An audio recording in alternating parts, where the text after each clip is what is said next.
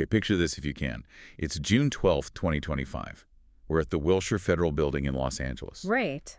And right in the middle of a federal press conference, you see a U.S. senator being physically removed, shoved down, handcuffed by federal agents. It's quite a scene.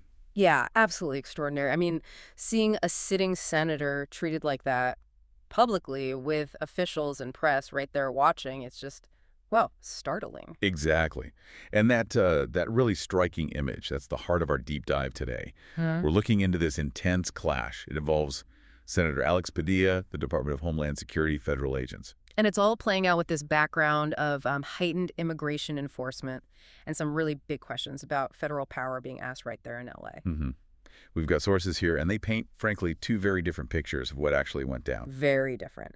And they definitely connect this single incident to these much larger ongoing political fights, legal battles too. Right. So our goal here is to kind of unpack all of that. We want to understand the incident itself, obviously, look at the immediate reactions, which, as you said, are wildly different. Yeah. And then sort of connect the dots, right? Link this moment to those broader tensions over immigration, over federal authority that the source material really brings to the surface. Okay, so let's start by setting that scene. Los Angeles, June 12th, the Wilshire Federal Building. Right. You've got DHS Secretary Kristi Noem. She's holding a press conference. The topic, an update on recent federal immigration enforcement, ICE operations specifically. And those operations, the sources tell us, had already caused protests in the city, so tensions were kind of high already. Definitely seems that way. And Senator Alex Padilla, he's also in the building at the same time. Yeah, but not initially for the press conference, right? The sources say he was actually there for a totally separate, previously scheduled meeting. That's right, with other federal officials, including, interestingly, General Gregory Guillot, who heads U.S. Northern Command.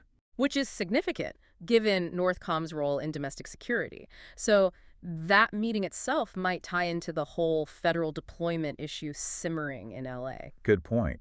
But Padilla also decides to go into Secretary Noem's press conference. And this is where, his background really matters. The sources make a point of highlighting this. Yeah, he's the top Democrat on the Senate Judiciary's Immigration Subcommittee. Right.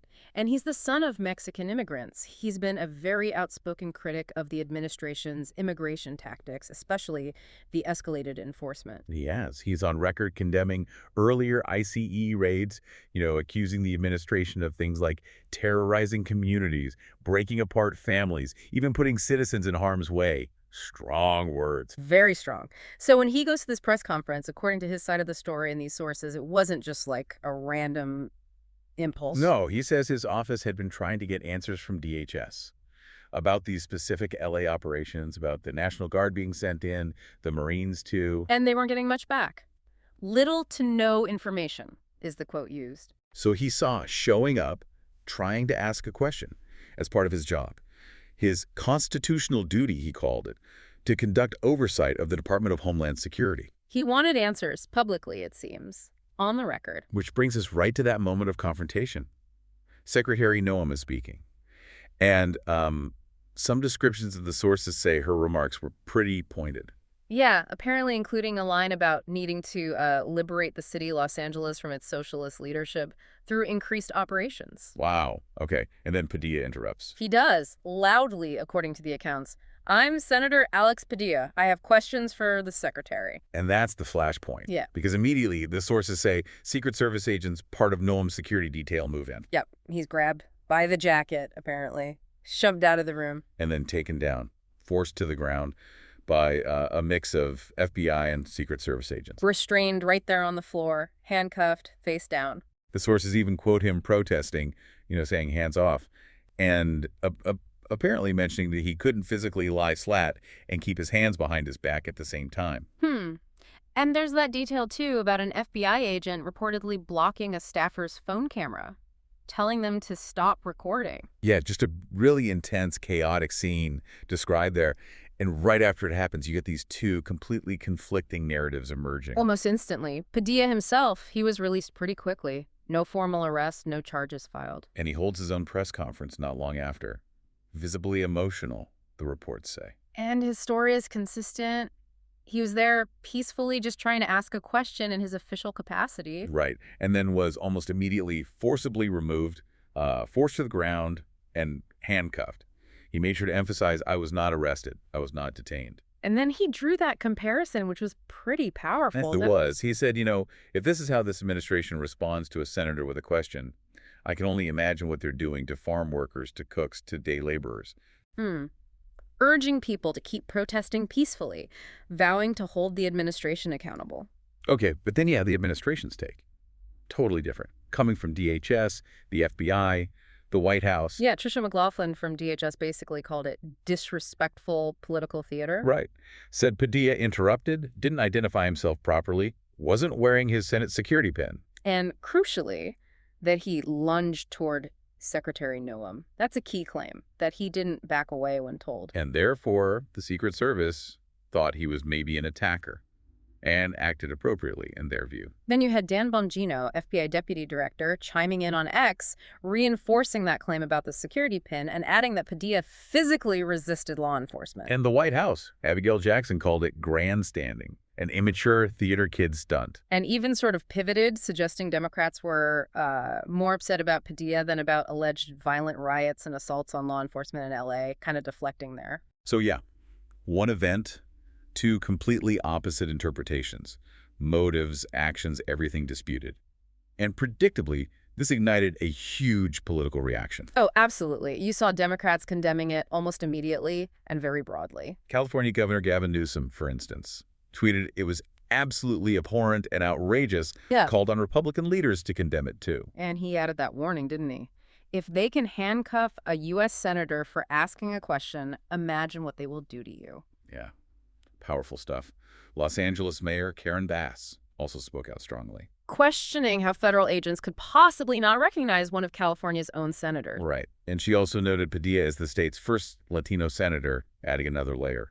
And she pushed back hard on Noam, calling L.A. a war zone. You had lots of others weighing in, too. Schumer, Schiff demanding answers. Booker, Warren expressing strong support for Padilla. And Representative Maxwell Frost reportedly even called for subpoenaing Kristi Noem over it. So really strong reactions on that side.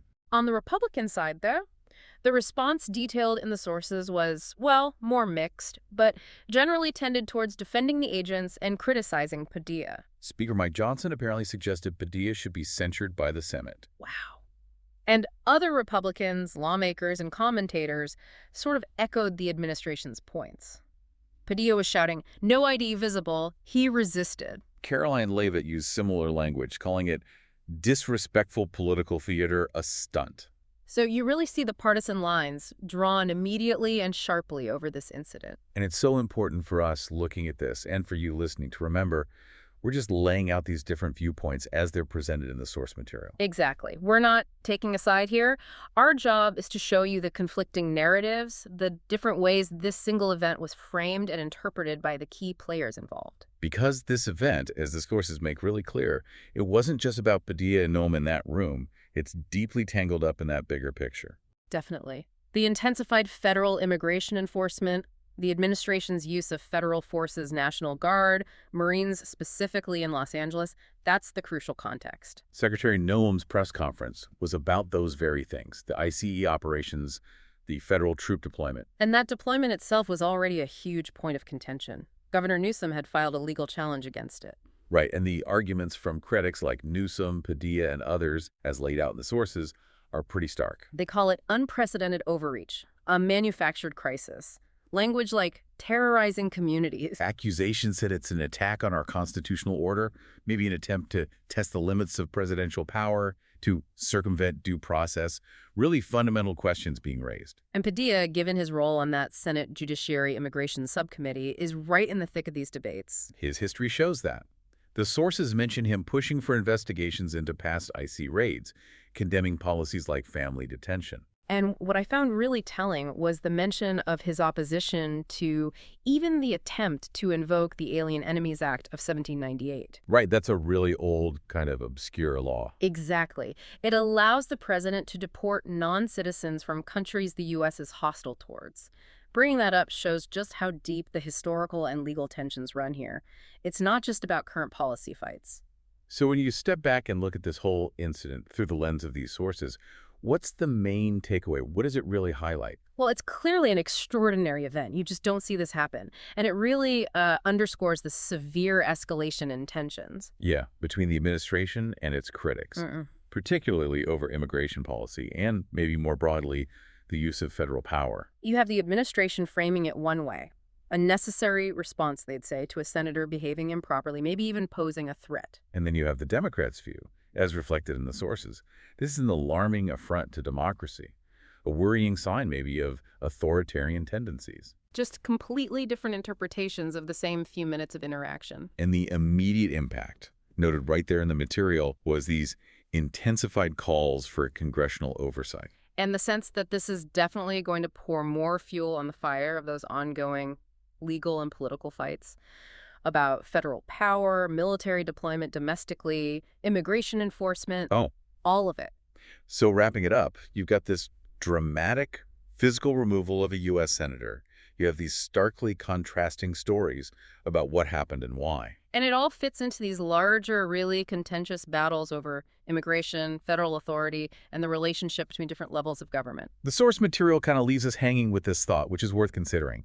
The full implications of this event on the upcoming political landscape and the national discourse on civil liberties remain to be fully seen. Yeah, and that's really the question to ponder, isn't it? What does an incident like this, described in such opposing ways by the parties involved, actually suggest about the state of play between, say, Congress and the executive branch, or federal and state authorities? And maybe even more fundamentally, how do you think about that balance? The balance between security, order, and individual civil liberties, especially when political tensions are running this high. Definitely a lot to mull over, based on what we've seen in these sources today.